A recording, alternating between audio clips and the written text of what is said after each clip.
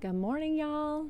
It's Sunday morning, January 15th, and I'm Rachel. I'm gardening for butterflies and for myself on the Alabama Gulf Coast in Zone 9A. It's rather cold this morning. Now, the weather people say it's 38 degrees, but I don't believe them because there's frost everywhere and there's ice on the bird bath. And I think it got a lot colder, and it is a lot colder right now than they're even saying. But this is going to be really short because there's hardly anything to show you. But I'll just come along. I'll show you anyway. Well, I couldn't help myself. I've been cutting back more things. But things are, I cut them down to the ground, and they're already coming back because, the temperature, even though it's really cold, freezing today, look at that. That is that salvia. It has got signs of life. And the violets, man, nothing hurts them. I've got flowering violets everywhere. I'm concerned about this lemon tree. I'm afraid it may be dead, and it's been here for about 18 years. Earlier in the week, I brought my pansies out here, and I had a little bit of other things grouped around so I could see them from the window. But I put them in the potting shed and just lift the pansies out. There's frost all over them. I think they'll be fine, though. They seem to not mind that. But look at this. Look. Here is the bird bath. And yeah, it got really cold last night. I'm so thankful that I took a day off. I mean, not a day off. I took a few hours off in the afternoon and the day before, and came home and drug everything back into the potting shed. So I cut back the passion flower vine. I couldn't stand it. It was disgusting. It was wearing me out. It just looked hideous. And also I cut back this summer romance rose because it was just getting all octopusy. And apparently when a summer romance gets starts octopusing, or whatever they call it, I mean, that's a thing. It looks like an octopus, and it has a tendency to do that. I found it on the internet. People were saying that. So, yeah, octopus arms are gone. Here I did cut down this Salvia leucantha all the way down, but you can see it's already coming back. It's not dead. There's a lot of life under the ground. So it's just a big, brown, sad kind of mess. I took up all the stones because I'm going to do something different. It's going to be very, very different. And then I had these lemongrass, pots of lemongrass in the front, and I cut them down because everything was dead. And I drug them out here because I was really kind of worried about being so exposed to the neighbor's backyard. They're still not living there. I don't really know what they intend to do with that place, but I don't want to be able to see them, and I don't want them to see me. So I thought, well, I'll bring this grass over here and maybe it'll block it a little bit. But that's pretty funny. I mean, look, there's no protection. So there's that.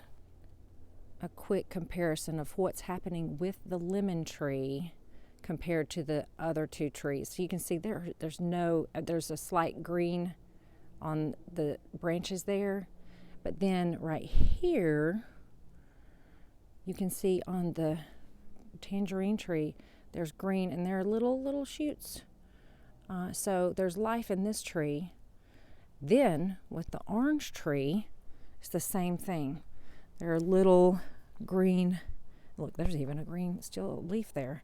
So these two, there's hope for them.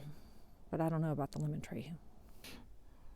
The bog garden is tough. I mean, these are native plants here, so they're just the toughest things ever.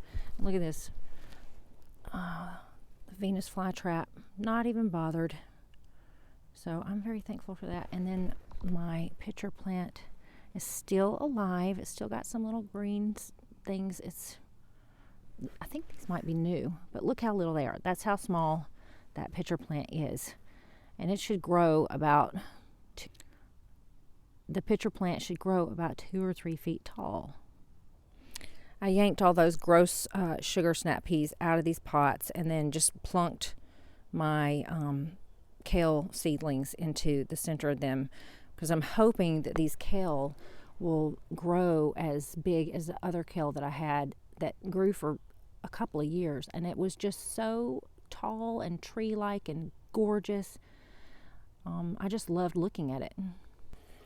When I started putting everything back in the potting shed to save it from the coming cold, I said to myself, you know what, I'm going to artfully arrange this. I keep promising myself that, but then I don't do it. But it started out kind of good, but no, it doesn't really look like a garden. But look at this. I wanted to show y'all this. It's true.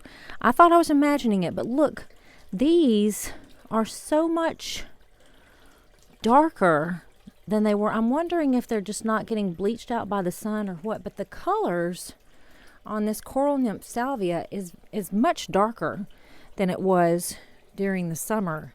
It was a lighter pink.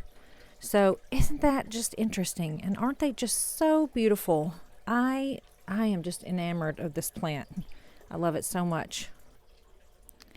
I'm going to try to treat this black spot on this Sweet Spirit Rose with some horticultural oil and baking soda and water, a spray, and doing it like every week and see if that makes a difference. But that bloomed out so lovely.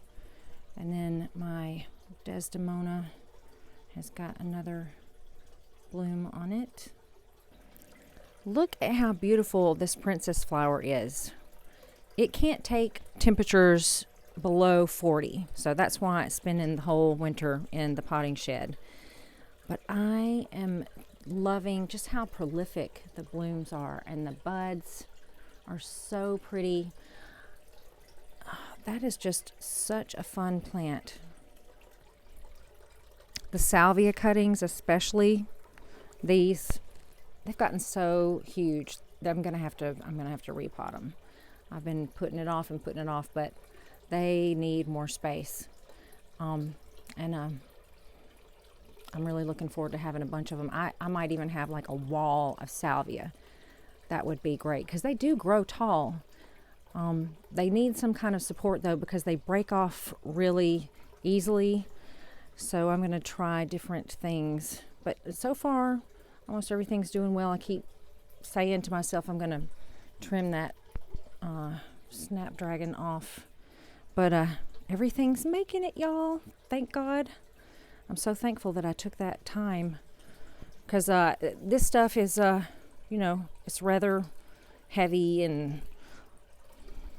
But, I'm so thankful I'm able to keep it limping along until the springtime. The Achillea seems to really be enjoying its trim. It's doing well. So, got to water everything today because there's a few things that look like they are needing it.